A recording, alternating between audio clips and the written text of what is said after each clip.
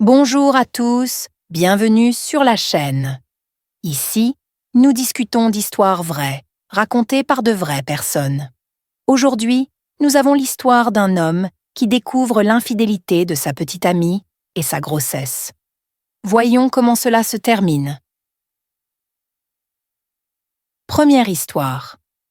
Je, 26, ai récemment découvert que ma partenaire, 25F, couchait avec un collègue depuis plusieurs mois. Nous n'étions pas fiancés depuis 1 an, mais nous étions ensemble depuis environ 3 ans. Une amie commune l'a vu avec lui dans un hôtel et m'en a parlé. Elle m'avait dit qu'une de ses amies était malade et qu'elle resterait avec elle pendant le week-end pour l'aider. C'était déjà assez grave qu'elle me trompe depuis je ne sais combien de temps, mais le pire, c'est qu'elle était enceinte lorsqu'on l'a découverte.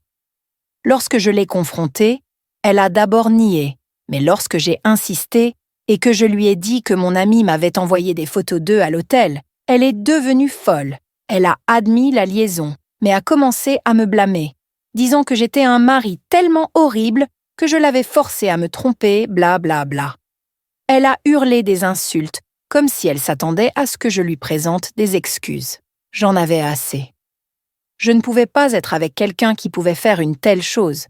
Je lui ai dit que si j'étais un si mauvais mari, je ne lui manquerais certainement pas. J'ai ensuite pris mes bagages que j'avais préparés avant qu'elle ne rentre à la maison, et je suis partie. Au cours des mois suivants, nous sommes restés en contact au sujet de la grossesse et du bébé, mais tous les espoirs qui auraient pu subsister quant à un éventuel rapprochement se sont complètement évanouis lorsque sa collègue a emménagé avec elle. Elle avait clairement fait son choix, et cela me convenait. Il pouvait l'avoir. Ma seule préoccupation était maintenant le bébé, mais j'avais des doutes sur le fait qu'il soit vraiment le mien. Puisqu'elle avait eu une liaison alors qu'elle était enceinte, il n'était pas déraisonnable de supposer que cela avait pu se produire encore plus tôt. Elle est restée très évasive sur le moment où tout s'est passé. Lorsque le bébé est né, j'ai immédiatement demandé un test de paternité. Elle a fait une scène, insistant sur le fait qu'il ne s'était rien passé à ce moment-là et qu'elle était absolument sûre que j'étais le père. Elle s'est comportée comme si elle était offensée que je puisse même remettre cela en question, devenant complètement folle et faisant une énorme scène à l'hôpital. Elle a tellement protesté que son petit ami a fini par insister pour faire le test lui aussi. Cela a semblé l'ébranler. Ils se sont disputés pendant un moment jusqu'à ce qu'elle accepte. Mais elle n'était pas contente du tout, cela se voyait. Je vous tiendrai au courant lorsque j'aurai les résultats dans quelques semaines. J'ai reçu les résultats du test de paternité. Nous sommes allés tous les 3 écouter le rapport. Lorsque nous avons entendu les résultats, la pièce est devenue complètement silencieuse. Après quelques secondes de gêne, elle a éclaté en sanglots.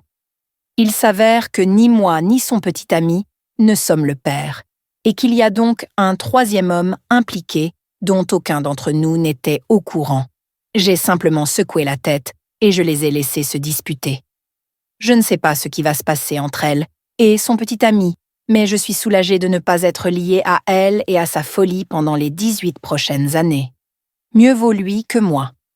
Dernière mise à jour. J'ai reçu un appel hystérique de sa part hier soir. Elle et son petit ami se sont disputés et il l'a quittée après avoir reçu les résultats. Il s'avère que le vrai père n'était qu'une aventure d'un soir et qu'il a complètement disparu par la suite. Elle ne connaît même pas son nom de famille.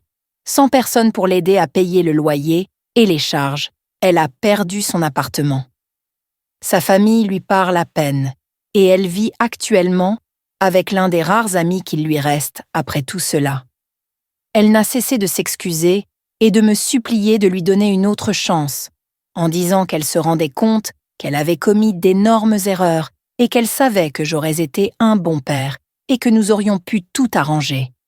J'ai dit merci, mais non merci. Je suis désolée pour le bébé, mais il est hors de question que je me laisse à nouveau entraîner dans cette galère. Tu as évité une balle avec ton ex, OP. Cela ressemble à un désastre. Elle vous a trompé, et quand vous l'avez découvert, elle a essayé de vous faire porter le chapeau. Ce n'est pas vous qui l'avez poussée à vous tromper. Si vous étiez un si mauvais partenaire, elle aurait dû vous parler ou vous quitter si elle ne voyait aucun signe de changement. Mais au lieu de cela, elle a décidé de vous tromper. C'est sa responsabilité. Je suis désolée que le bébé ne soit pas le vôtre. Je suis heureuse que vous ayez été assez intelligente pour passer un test. Il est absolument hors de question que vous retourniez avec elle, même si vous la suppliez maintenant. La meilleure chose que vous puissiez faire pour vous-même est de vous séparer d'elle et de l'exclure de votre vie. Je souhaite également le meilleur à l'enfant, mais ce n'est pas votre responsabilité. Deuxième histoire. Le dimanche, les déménageurs ont donné un intervalle entre 11 heures et 13 heures pour l'enlèvement de ses affaires. Elle est donc rentrée à la maison à 11 heures et a attendu avec moi. Lorsqu'ils sont arrivés à 13h30, nous étions en pleine discussion sur notre relation et sur ce qui s'était passé. Lorsqu'elle est arrivée, elle m'a ignorée même si j'ai essayé d'être agréable et de faire la conversation car il me semblait gênant de rester là et de regarder ailleurs. Finalement, je lui ai demandé « Es-tu en colère contre moi? Tu me détestes ou quelque chose comme ça ?» Elle a réfléchi une seconde et m'a répondu « Oui, je te déteste de nous avoir fait ça. Je te déteste d'avoir essayé de faire fonctionner cette relation après que tu l'aies découverte. Je te déteste pour m'avoir permis d'emménager avec toi. Je te déteste pour avoir refusé de suivre une thérapie pour tout arranger. » Je l'ai regardée pendant une minute et j'ai réfléchi à ce qu'elle venait de me dire. Je ne voulais pas déclencher une dispute, mais je ne pouvais pas me retenir. Il fallait que je dise quelque chose, alors je lui ai demandé, aussi poliment que possible, « Tu ne vois pas ton rôle dans cette situation ?» Elle m'a regardée et j'ai compris qu'elle réfléchissait vraiment. Puis, elle a dit, « Je me suis excusée il y a longtemps pour cela, et plusieurs fois depuis. J'ai fini de m'excuser. » Puis, il a commencé à me dire combien il était triste, combien il souffrait, etc. Peu après, les déménageurs sont arrivés et nous avons dû interrompre la conversation. Ils ont chargé ses affaires en 45 minutes environ, puis elle est partie avec elle. Hier, lundi, elle m'a demandé si je pouvais l'aider à fixer la télévision au mur de son appartement et à monter le lit, et j'ai accepté. Je suis allée chez elle après le travail avec mes outils et un niveau à bulles et j'ai commencé à travailler. Elle m'a également demandé d'accrocher des tableaux et des œuvres d'art.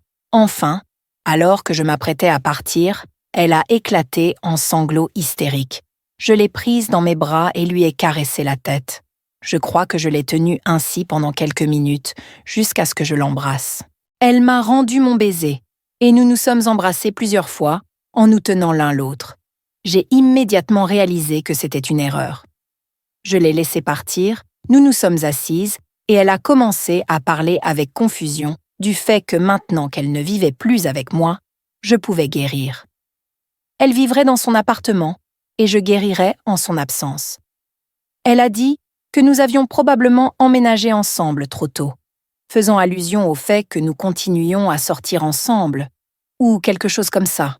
Elle a dit qu'elle ne pouvait pas imaginer une vie sans moi et qu'elle ne pouvait pas imaginer quelqu'un d'autre avec moi, qu'elle m'aimait toujours profondément et qu'elle ne voulait personne d'autre, qu'elle souffrait tellement et qu'elle ne savait pas comment y mettre fin.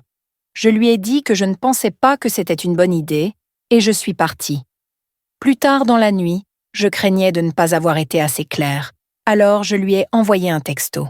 « Je suis désolée de t'avoir embrassé. C'est arrivé comme ça, mais je ne veux pas essayer d'arranger les choses. Je ne veux pas t'induire en erreur. » Elle m'a demandé si nous pouvions parler lorsqu'elle viendrait chercher ses chats mercredi, et j'ai répondu, bien sûr, mais que je n'essaierai pas de me réconcilier avec elle. Elle semble avoir accepté, mais nous verrons bien. Tout cela me déchire et me fait vraiment mal. J'ai été si souvent à deux doigts de céder. Je dois juste garder mon calme un jour de plus et ne plus avoir de contact avec elle. Cela me tue de faire cela alors qu'elle souffre tant, mais je pense que c'est le seul moyen pour nous deux d'aller de l'avant et de guérir. Et je veux qu'elle guérisse. Je veux qu'elle soit heureuse. Mais elle ne peut pas être avec moi.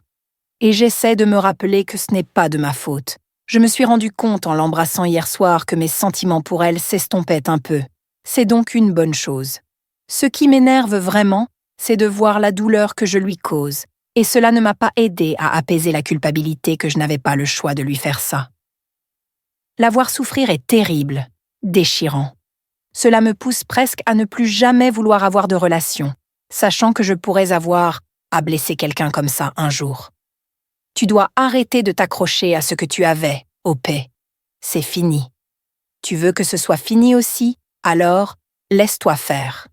Je comprends que tu veuilles rester poli et tout, mais tu dois arrêter d'essayer d'être un ami. Il est encore trop tôt pour cela. Tu dois d'abord guérir, et quand tu auras fini et que tu voudras toujours être son ami, alors fais-le. Mais pas maintenant. Vous n'êtes pas à l'origine de sa souffrance. Ce n'est pas votre faute. Vos actions ont des conséquences, et vous les subissez maintenant. Dès qu'elle aura récupéré son chat demain, n'ayez plus de contact et entamez votre propre parcours de guérison. Bonne chance. OP.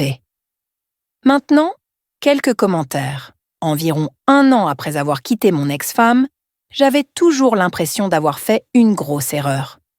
Je n'entrerai pas dans les détails, mais j'ai accidentellement eu des relations sexuelles avec elle, puis nous sommes sortis ensemble plusieurs fois sur une période de 2 semaines.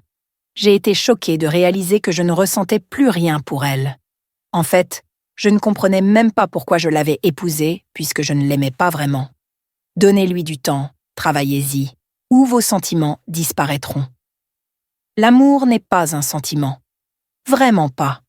C'est une action, quelque chose que vous faites même si vous n'en avez pas envie. Ou alors, restez sans contact pour que vous puissiez tous les deux guérir et aller vraiment de l'avant. Rester en contact juste pour être gentil, pour l'aider à installer une télévision, pour l'aider avec quoi que ce soit, sera la petite chose à laquelle elle s'accrochera comme à un espoir. L'espoir d'une autre chance. Si vous avez pris votre décision, faites-vous et faites-lui la plus belle faveur en la laissant partir. Restez, observez et passez à autre chose. Bonne chance. Pour être honnête, vous devriez simplement lui donner les chats et lui montrer gentiment la porte. Aucun d'entre vous ne gagnera quoi que ce soit, si ce n'est de la souffrance supplémentaire en assistant à une nouvelle conversation. Vous avez pris votre décision. Vous n'allez pas vous réconcilier, et elle va rester là où elle est en ce moment, en espérant qu'elle changera d'avis lorsqu'elle recevra les chats.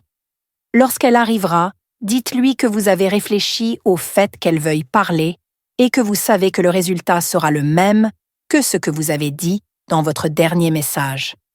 Vous ne voulez pas vous réconcilier, donc pour vous épargner à tous les deux la douleur d'arriver à la même conclusion après des heures de discussion, vous n'avez plus rien à lui dire. Dites-lui clairement que vous n'avez pas de sentiments pour elle et que les seuls sentiments que vous éprouvez sont des sentiments de culpabilité pour ne pas avoir coupé les ponts plus tôt. Cessez de la pousser à bout. Vous lui avez donné des baisers de culpabilité et de réconfort, rien d'autre. Pourquoi ne pas lui amener les chats, lui dire que vous avez des projets avec des amis, que vous ne pouvez pas rester, et ne plus la contacter?